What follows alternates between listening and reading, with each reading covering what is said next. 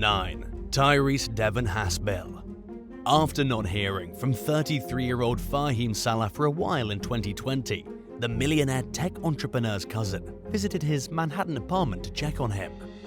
Upon entering, she encountered a horror scene and called the police. When they entered the residence, they found Salah's torso, some garbage bags filled with body parts, and an electric saw that was still plugged in. It appeared as though Salah's killer was in the process of dismembering his remains when they were interrupted by the doorbell and fled the scene. Police believe that the culprit likely fled via the fire escape while the victim's concerned cousin rode the elevator up to his floor. Detectives soon realized that Salah's former assistant, 21-year-old TYRESE HASPIL, resembled a masked man who was seen on surveillance video at the building on the last day Salah was seen alive. They also found footage of Haspil buying the electric saw before the murder and using his boss's credit card afterwards. It was soon discovered that Haspil had stolen over $90,000 from his boss and that Salah had recently found out about it. Instead of calling the police, he generously worked out a repayment plan with the dishonest employee. Haspil was bizarrely obsessed with Salah's lifestyle. Whenever his boss was out of town, he invited people over to the man's luxury apartment and claimed it as his own. He pretended to be a wealthy entrepreneur just like Salah, but it was all smoke and mirrors. Haspil was charged with murder, grand larceny, burglary, tampering with evidence, and concealment of a corpse. There haven't been any updates on the case since 2021. 8. LATOSHA BEVEL-HILLSMAN. For at least 12 years, Dr. Howard Schneider committed Medicaid fraud out of his Jacksonville, Florida dentistry practice by extracting healthy baby teeth from his young patients and billing for other unnecessary procedures. He was finally held accountable in December of 2014 after the mother of one traumatized little girl posted on social media. She claimed that Schneider had removed 8 of her daughter's teeth for no apparent reason. The post was flooded with responses from others who felt like they'd been victimized by the dentist, including adults who'd seen him as a child. In the meantime, former employees also began to speak up. They accused Schneider of being verbally abusive towards scared patients and performing procedures with little or no anesthetic to maximize their pain. He was also said to have denied parents access to their children during procedures and scolded employees who tried to comfort crying kids. Police have been called to the practice 160 times over the years, yet no formal action was taken against Schneider until his arrest for Medicaid fraud. He was also sued by over 100 former patients for malpractice in civil court. Finally, he closed his practice, surrendered his license, and went broke as he struggled to cover his mounting legal fees. However, Schneider wasn't the only one held accountable for the horrors that happened at his office. In late 2015, dental assistant LATOSHA BEVEL-HILLSMAN was charged with Medicaid fraud, practicing dentistry without a license, and child abuse. She was accused of walking up to a little boy while he sat in his dad's lap and ripping a tooth out of his mouth. BEVEL-HILLSMAN, who was not legally authorized to perform extractions, allegedly did nothing to stop the bleeding for the young boy.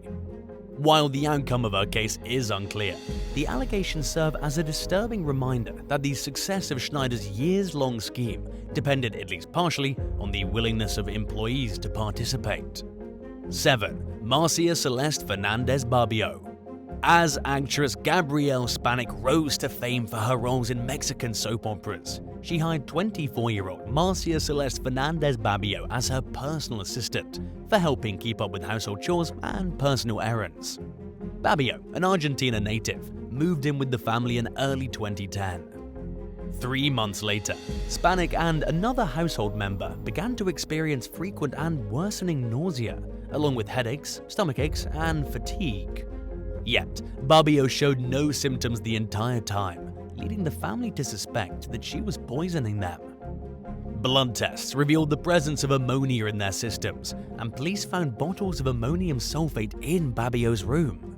The chemical has a strong odor, similar to rotten eggs. Investigators determined that the suspect must have used very small amounts of the poison over a period of several months to not draw suspicion. Barrio was visiting family in Argentina when she was promptly arrested upon her return to Mexico. However, the charges against her were dropped in 2012 due to a lack of evidence, and she walked free. Babbio claimed that Spanik had harassed her for months, and that her employer tried to frame her in the poisoning scheme as revenge after she turned down her romantic advances. Spanik, on the other hand, maintained that Babbio was responsible for the poisoning and that her family never saw justice for their suffering. The actress claimed that they continued to suffer the consequences of being poisoned and that her son would have to take medication for the rest of his life in order for his stomach to function normally. 6. Ernest Roberts. Donna Blyden was watching her great niece one day in 2019 when she saw the girl's mother's car pull up to the house to pick her up as scheduled. Blyden got the children ready to leave, only to notice that the car had driven off. After failing to reach her niece, Camila Russell, for several hours, Blyden called the police and reported her missing. Nearly 2 weeks after the Miami school teacher's disappearance, a man contacted law enforcement to report a suspicious note he'd received from his colleague Ernest Roberts, who had worked at the same school as Russell. The 39-year-old assistant principal had recently transferred to a different school. He was out of town for a field trip when he directed his friend to the note, which was found in a filing cabinet along with a set of car keys. It read, "Do you know anyone that can chop up a car?" and contained information about the vehicle's whereabouts, leading police to Russell's abandoned Audi. The concerned colleague also told detectives that Roberts had called him and said that he killed a home intruder with a baseball bat. Police searched the house and found bloodstains, along with evidence that someone had gone to great lengths to clean up a big mess. A few days later, Russell's body was found in a nearby canal, and Roberts was charged with her murder. The two had known each other since childhood and were close enough to consider each other family. This led many to wonder what reason Robert had to do such a terrible thing to a close friend. When asked about a motive, Miami-Dade State Attorney Catherine Fernandez-Rundle declined to comment, other than saying, "We all want to know what led to this." 5. Alexandra Krinsky. 39-year-old Alexandra Krinsky was working as an assistant principal at a middle school in Clarkson Valley, Missouri in 2021 when a female German Shepherd appeared on the property. She took the dog to a vet who gave her the owner's contact information from the pet's microchip. Brittany and Tim Davis retrieved 8-year-old Lexi, who had a habit of escaping her family's yard despite having an electric fence. She ran off again a few weeks later, and her owners received an alert showing that Lexi was at the school again. When Brittany went to pick Lexi up, school employees told her that Lexi had been let go. However, she and Tim remained suspicious, so they staked out the parking lot and waited. Eventually, they watched as Krinsky exited the school with Lexi, who was on a leash. She put the dog in the backseat of her car and drove off. Tim even recorded the incident on his cell phone as proof. Brittany followed Krinsky from a safe distance and called the police. When Krinsky arrived home, officers were already there waiting to sort out the situation.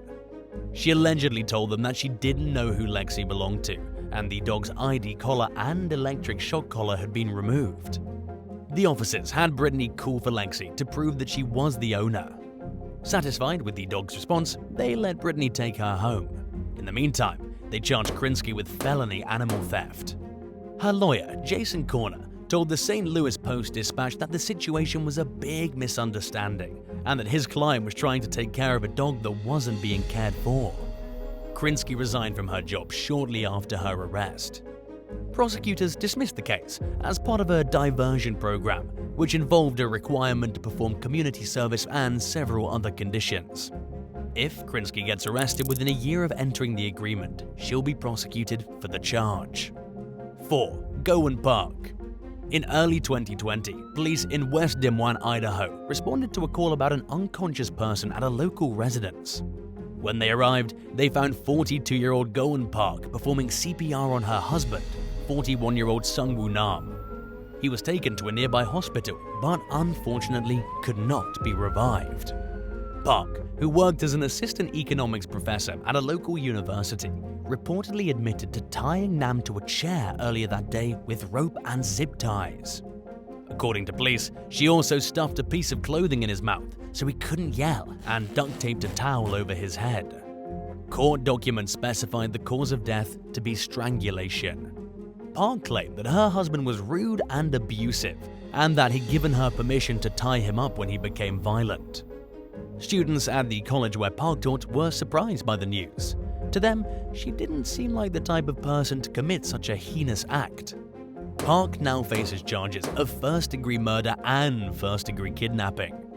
A judge recently ruled that 4 out of the 5 interviews she had with the police are inadmissible in court due to mistakes on law enforcement's behalf. They failed to read Park her Miranda rights and continued to interview her after she requested a lawyer. It was also found that investigators implied that Park would be treated with leniency if she cooperated, and that they misled her into giving incriminating statements. Her trial was originally set to take place later this year, but has been postponed indefinitely. 2. Yvonne Bannigan. Former model Yvonne Bannigan and renowned editor Grace Coddington met while working together at Vogue in New York City. Shortly after Coddington stepped down as the magazine's creative director in early 2016, she hired Bannigan as her personal assistant. 2 years later, Bannigan was arrested for allegedly making over $53,000 in unauthorized purchases with her boss's credit card. She's also accused of keeping $9,000 in proceeds from online consignment store sales that rightfully belonged to Coddington. Authorities charged her with 5 felony counts of grand larceny. In 2019, prosecutors offered Bannigan a plea deal that would have allowed her to avoid jail time in exchange for pleading guilty to a misdemeanor and paying restitution.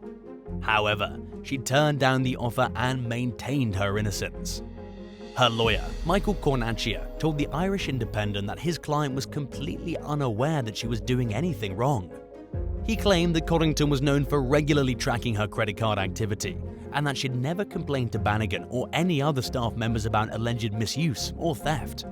Cornacchia added that shortly before Bannigan's arrest, Coddington had noticed some questionable charges on her credit card statement, and Bannigan encouraged her to report the suspicious activity to the police. The former assistant eventually admitted to some wrongdoing as part of another plea deal that she was offered in 2019. She pleaded guilty to 1 count of 4th-degree grand larceny in exchange for being sentenced to 3 years of probation, along with community service. 2. Joshua John McDonald. In late April 2022, 911 dispatchers in Bellingham, Washington, received a call from a man claiming that he'd suffered a psychotic break and stabbed someone in the neck. Emergency responders went to the 87-year-old victim's home, only to discover that her attacker was a nursing assistant who'd taken care of her for years. Luckily for the victim, the wounds weren't very deep, and she survived. Her caretaker, 29-year-old Joshua John McDonald, faces an attempted first-degree murder charge and is currently behind bars, unable to pay his $1.5 million bail. He was also charged with unprofessional conduct by Pennsylvania's nursing assistant program.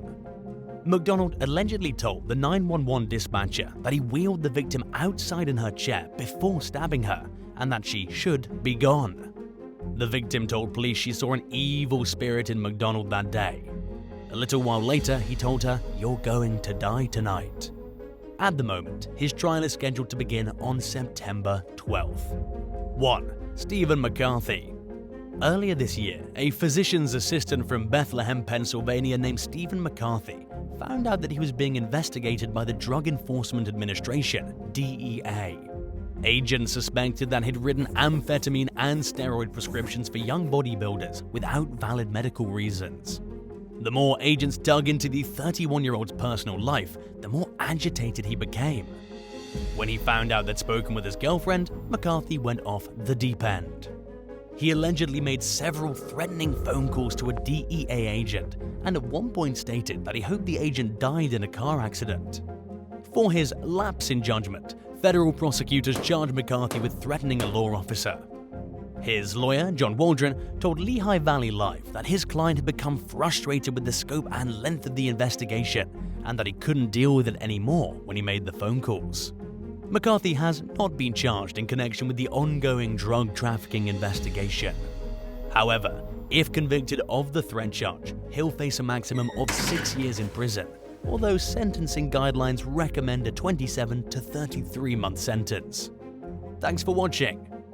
Would you rather have your name dragged through the mud after working for someone who ends up at the center of a widely publicized fraud scandal, or work for a boss who pays you a lot but treats you horribly? Let us know in the comments below, and don't forget to subscribe. We'll see you next time. Bye.